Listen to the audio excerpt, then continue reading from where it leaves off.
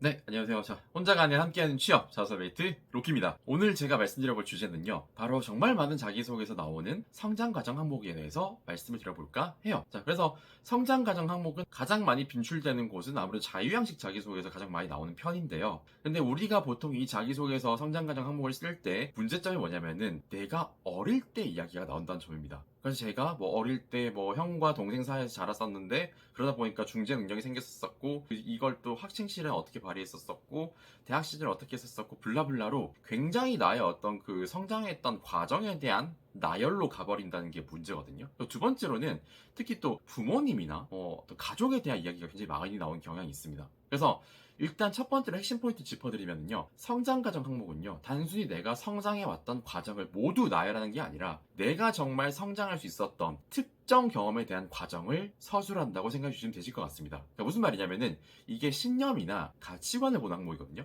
그래서 여러분들께서 이런 순간들이 있으셨을 거예요. 아, 내가 이전에 자라오면서 정말 내가 이 순간 이런 어떤 경험을 하면서 진짜 많이 컸던 순간이 있었어. 그때 이제 그 과정이 어땠었냐면은로 조금 더 나의 경험을 중심적으로 가주는 게 중요한 포인트라고 이야기를 드릴 수가 있을 것 같습니다. 그래서 단순히 우리가 나열로 가버리기보다는 내가 언제 어떤 배경 속에서 이런 조금 성향이나 가치관을 가져왔었는데 여기에 대해서 내가 실제로 이 성향과 가치관을 발휘했던 순간이 언제 어디였었느냐, 그리고 그 경험 속에서 내가 무엇을 어떻게 했느냐로 나의 에피소드로 가져가시는 게 굉장히 중요하다라는 말씀을 드리고 싶어요. 자, 이게 자칫하면은 우리가 잘못 써버리면은 정말 말 그대로 스펙의 나열로 가버릴 수가 있거든요. 내가 이것도 했었었고 저것도 했었었고 이런 어떤 스펙도 갖고 있고 기타 등등으로 가버리는데, 그렇게 되면 우리가 문제점이 뭐냐면은 자기소개서의 가장 중요한 핵심 포인트인 설득이 되지 않아 버리는 문제점이 있습니다. 자, 말 그대로 내가 이런 A 스펙도 있고 B 스펙도 있고 C 스펙도 있으니까 저 뽑아주세요라고 했었을 때 사실 이걸 읽는 사람들 입장에서는